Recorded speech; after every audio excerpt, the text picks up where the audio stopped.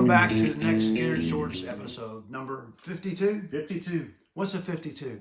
I have no clue. I do think that Ken Schrader used 52 in his dirt career. Wait a minute. I could be wrong. There's 52 cards in a deck.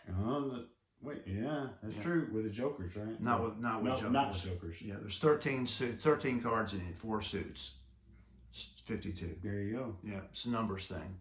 So today we're going to continue our conversation with Kent, and we're going to get some new information about Alan Collins' last day.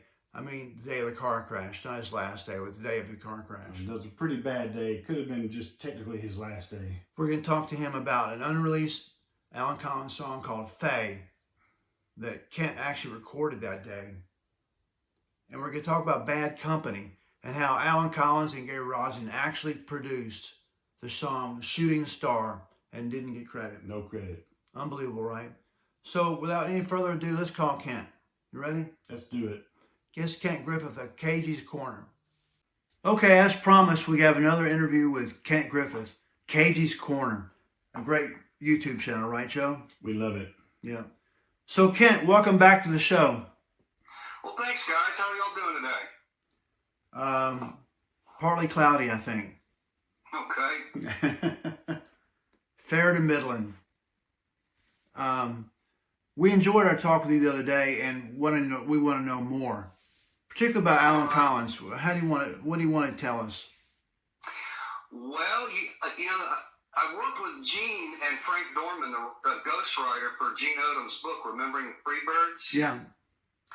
And on page, I think it's 191 and 192, I told Frank Dorman part of the story of what happened on the day that, Alan Collins got into that car crash with Deborah. Yeah.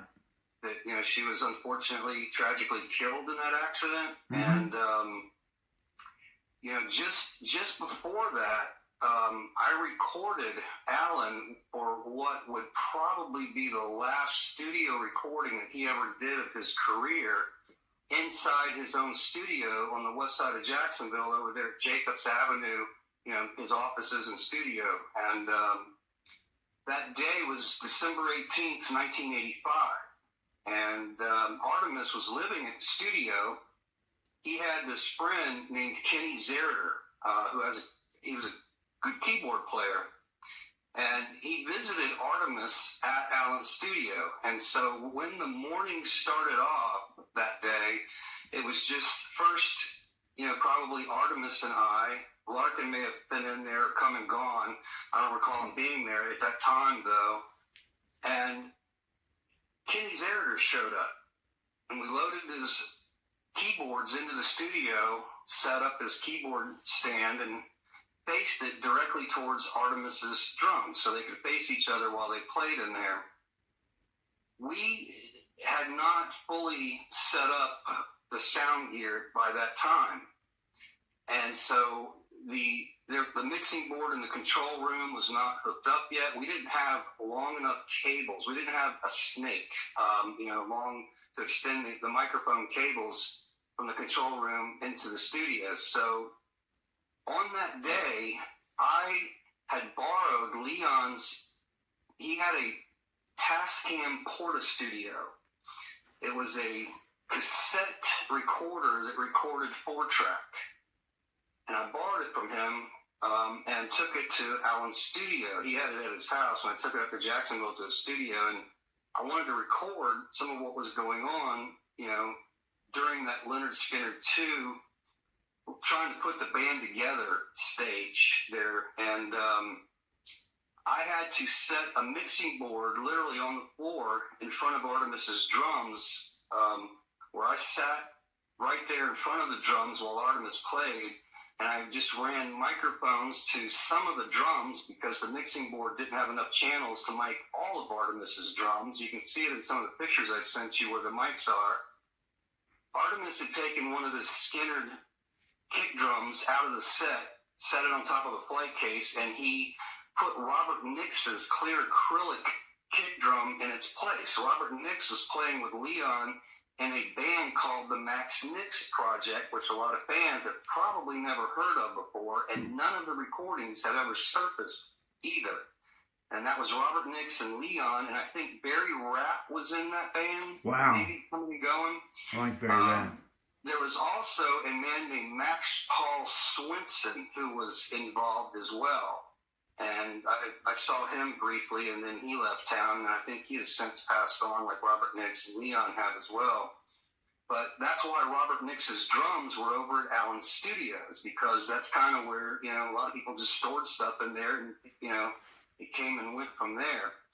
But Artemis on that day had Robert Nix's clear acrylic in his drum set, and that's what was used to record Allen's final, time on guitar. And we really didn't know that Allen was coming that day. He just kind of showed up out of the blue that day and walked in. Artemis and Kenny, both of those guys were into this progressive fusion jazz music. Artemis was really into the Weather Report and Yellow Jackets and Jaco Pastorius type of thing.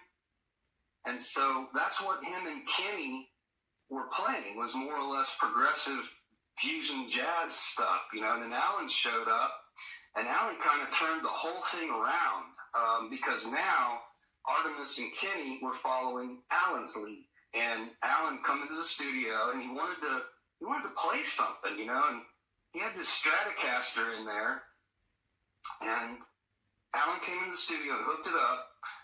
I thought I had mic'd it correctly, but I did not mic it because there were so many guitar amps, stacked up over there. Allen had gone from one to another, to find the one that he wanted to use.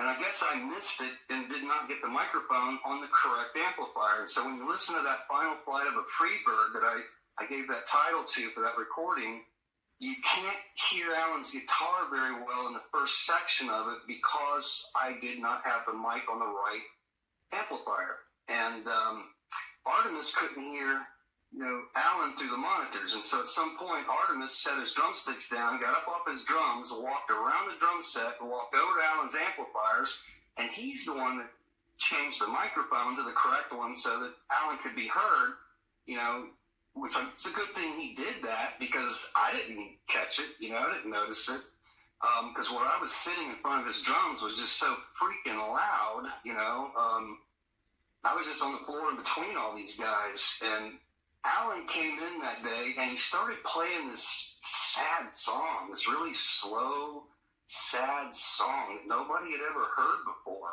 And I have since learned that the title of that song was called Faye.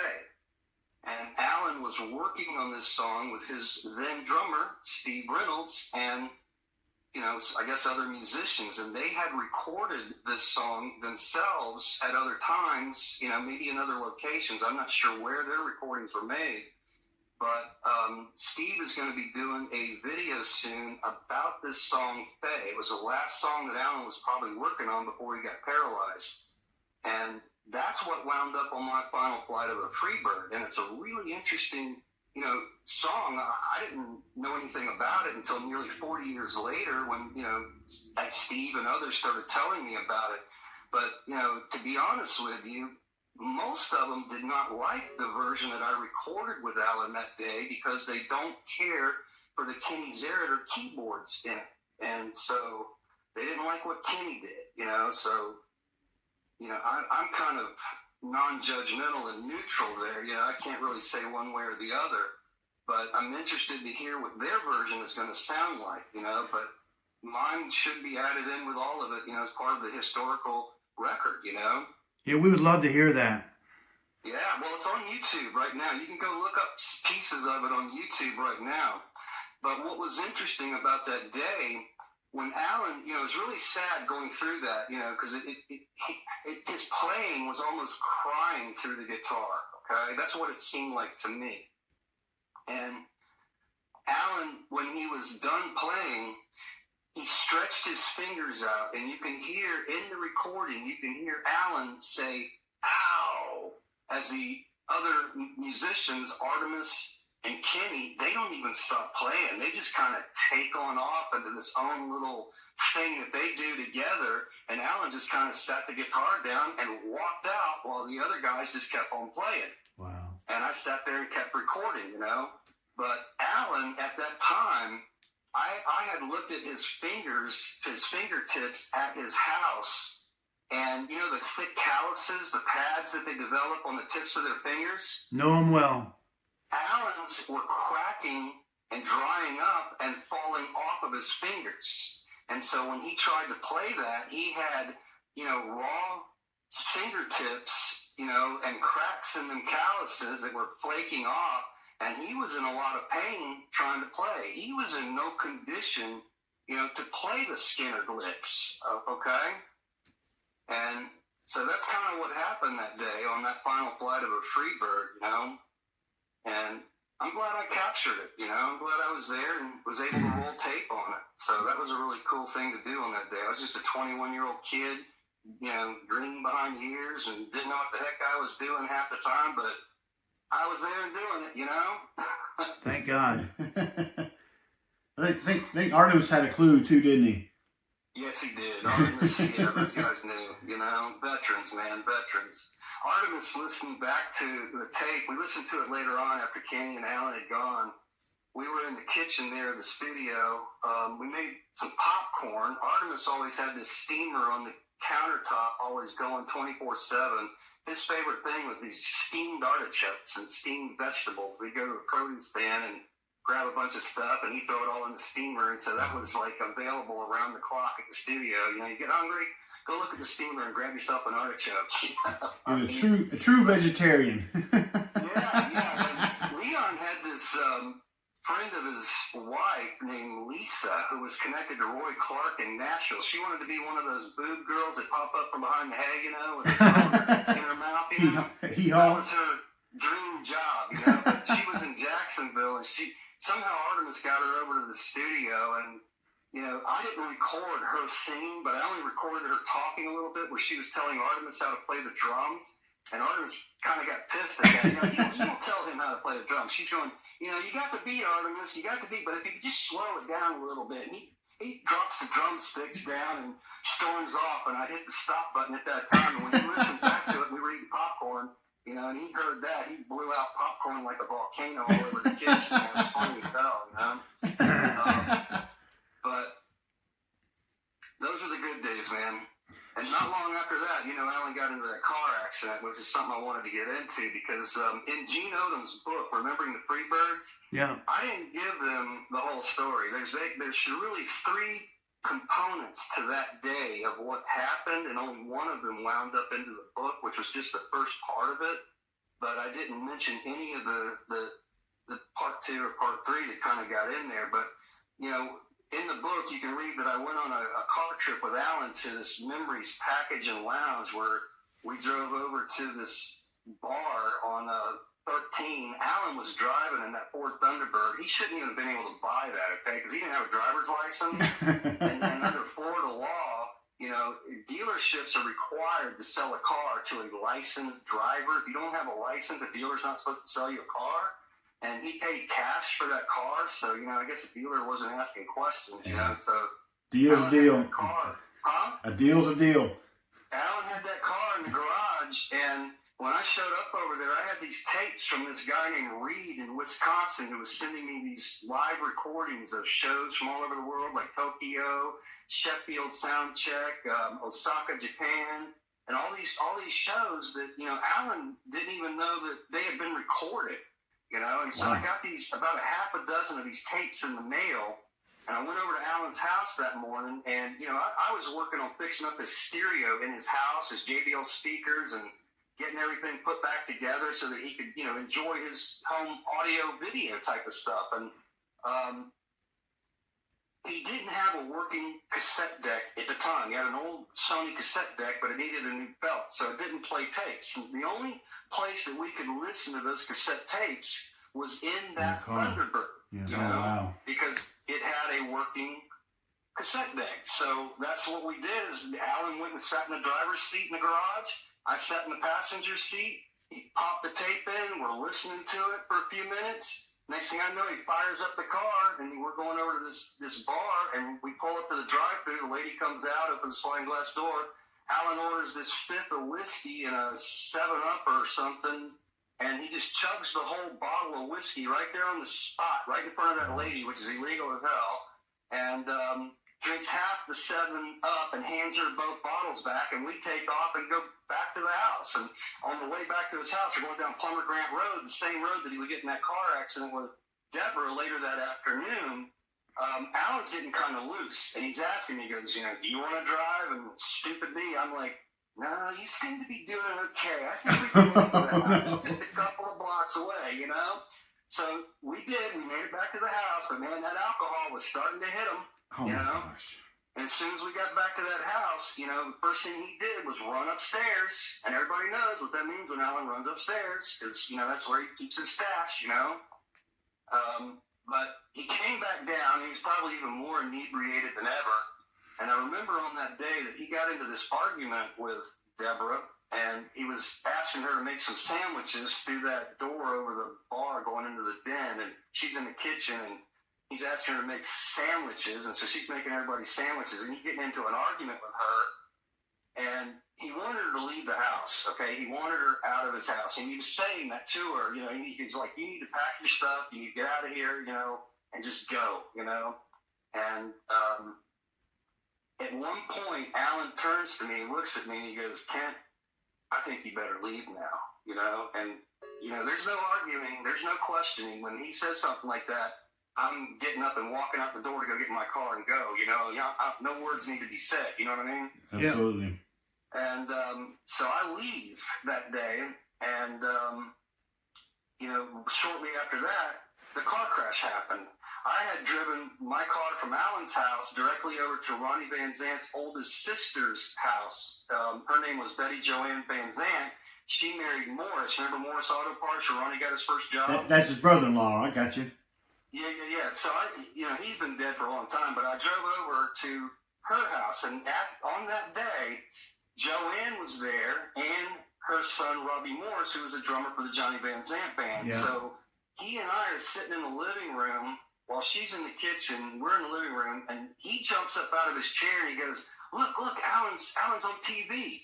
And they were saying, you know, Alan Collins has been in an accident, and he's being life-flighted to University, you know, Trauma Center, and on an iron lung, you know, because he can't breathe on his own and stuff, and Deborah had been killed, you know, so that's how we found out, was over there at the Van Zant area, you know, it was right behind Lacey's house is where she lived at the time, you know, and, but I wanted to say, on that day, when that car crash happened, which I'll talk about that, I don't know, we might be get into it today, but I wanted to tell the fans that when Alan and I came back to the house and we're getting out of that car, Alan did not like the quality of sound from that Delco Ford sound system that was in that 1984 Thunderbird, okay?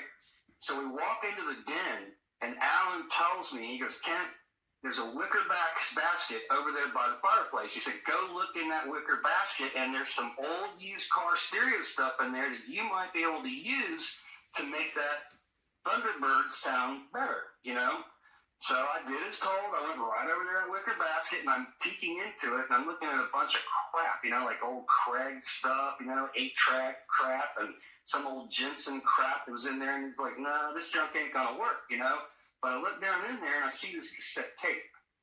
And so I pulled that cassette tape out, and I had no idea what was on it. But anytime you're around musicians like Alan and others, and you see a tape, you know there's got to be something good on it. You know what I mean? Exactly.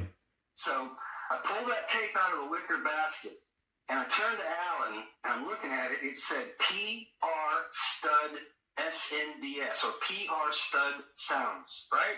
I had no idea what that meant. I look at Alan, you know, when I pulled this cassette tape out, about 5 feet of the tape had been pulled out of the shell. The housing had been eaten up in some deck. It was torn in half.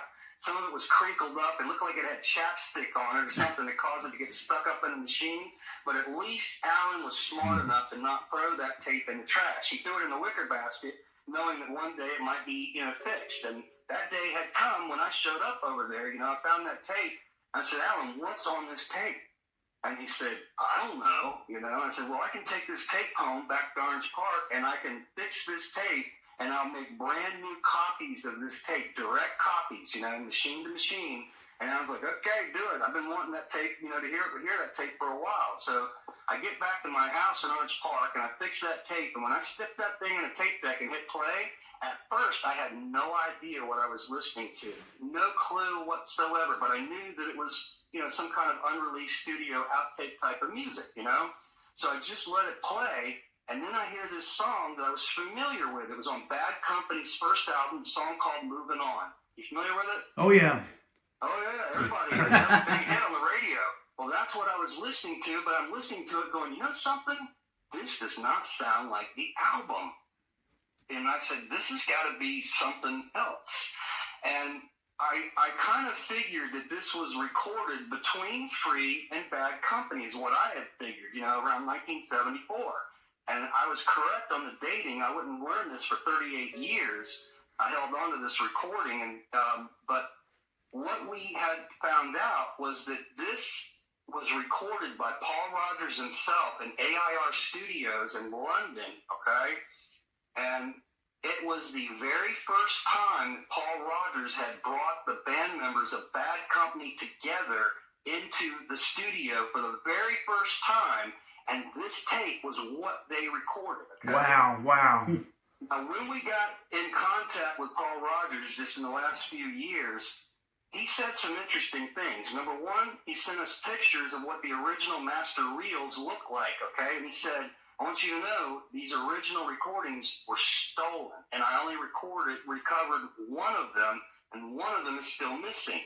But my tape contained both of them, all right?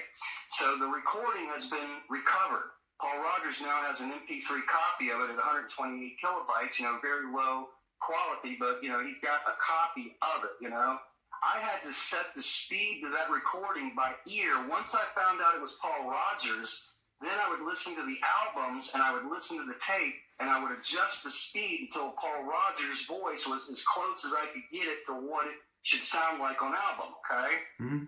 And that's how I set the speed. Paul Rodgers, the first time we had this, there's a band here in Jacksonville that used this recording. They were trying to get a recording contract with Paul Rodgers, and they used this recording as their connection, and they didn't get the contract. But when the phone calls were happening, Paul Rodgers had his publisher on the line. He was on the line. I don't know who else was on the line. But when he heard this recording, and the story of how this recording made it into Alan's house, Paul Rodgers said out of his own mouth, he said, I never would have given him that recording. Okay? And that's significant because the story that Alan told me, when I went back over to Alan's house after I understood what I was listening to and had identified it, I went back over there and I said, Alan, how did you get this recording? And Alan's sitting there in his den and he goes, we were on the road. Lynyrd Skynyrd was on the road with Bad Company in the UK. And he said that Paul Rodgers took that band into a castle to record the song Shooting Star, which ironically the lyrics mimic Alan Collins' life to a T. Okay? I mean to a T.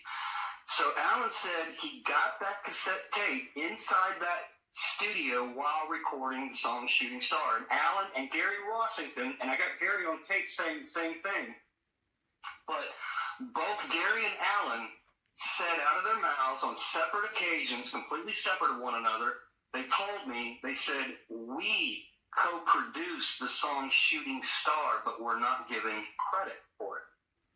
Wow. Okay? Wow. All right? So Alan apparently got that tape when Paul Rodgers and Bad Company was inside that studio castle, okay? And he kept it with him on the road with Lynyrd Skynyrd and then brought it back to Jacksonville where he destroyed part of the tape, not much, really. You can't even tell it on what I was able to patch back together, splice it and whatnot. Awesome. But it wound up in that wicker basket where I found it, in 1986, January of 86, there, the day that, he got in a car accident with Deborah, So when Alan asked me to leave his house that day, he said, Ken, I think you better get out of here. I walked out of Alan Collins' house with Bad Company's first recording ever. Unbelievable. Unbelievable. And isn't that cool? That's very cool. But it was really ironic to hear Paul Rogers say, I never would have given him that recording. So what does that tell you Alan did? Did you ask Paul about who produced it?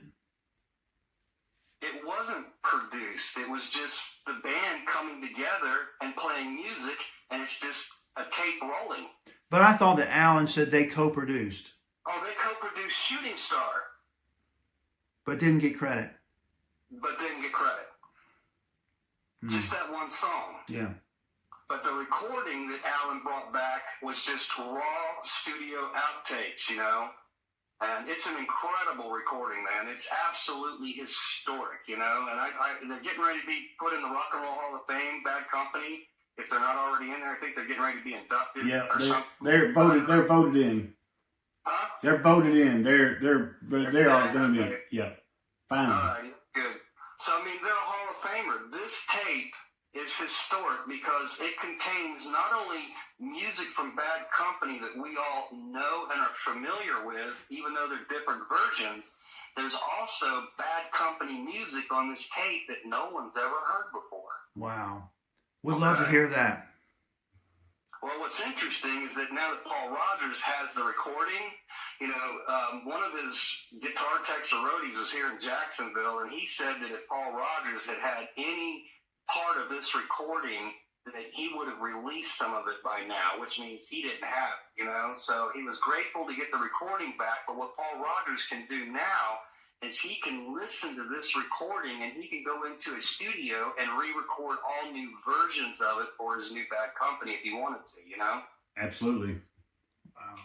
So that's what I wanted to tell you guys today. I wanted to just tell the fans that, hey, there is a killer recording coming of Bad Company's, you know, first ever recording.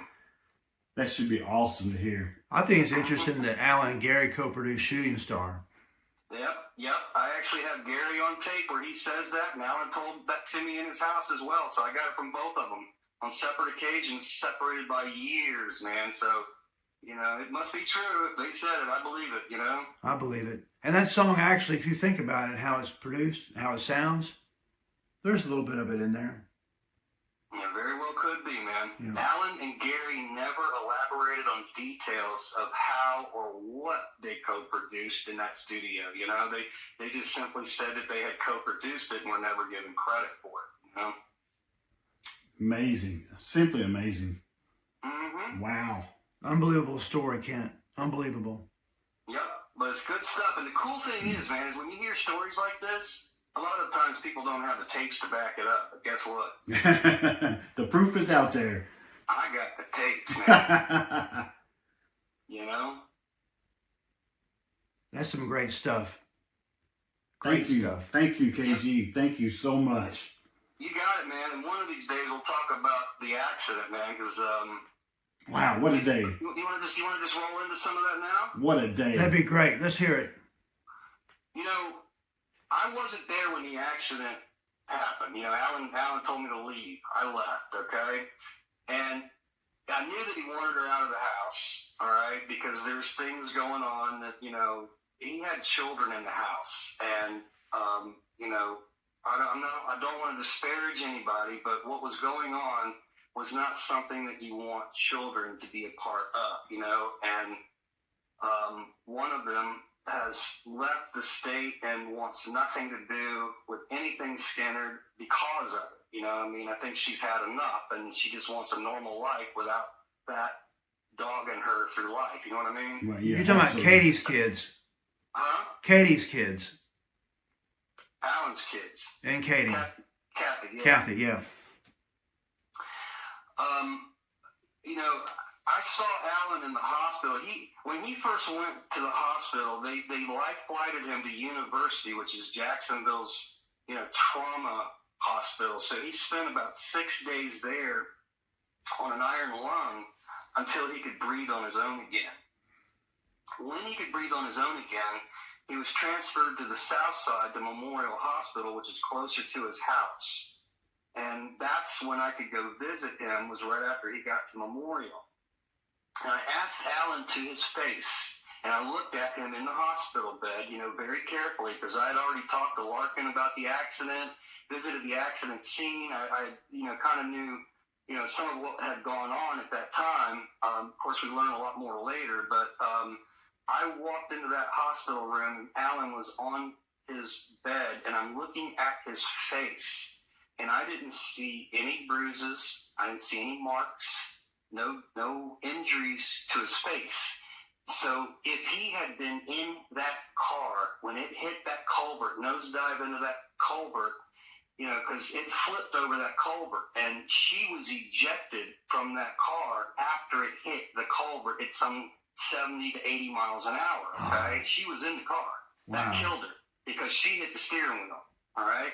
Wow. I was told the paramedics could not get a tube down her throat to, help her breathe to save her life, all right? That's how crushed, she was in the chest. And I'm sorry to say some of these details. I don't mean to, hurt any family members, but, the truth is the truth, But Alan told me in that hospital room, he said, Kent, I jumped out of that car into the ditch. And I believe that because if he had been in that car when it had hit that culvert, Alan would have died. There's no doubt about it. He would have hit that dashboard, at 70, 80 miles an hour and gone through the front windshield. So was she driving? I believe she was driving because the injuries that she had correspond to the steering wheel. And every time that I was in the car with those two, Deborah always drove, okay? And one day I was driving with them down the interstate. We were going to the Golden Corral or something. It was raining that day.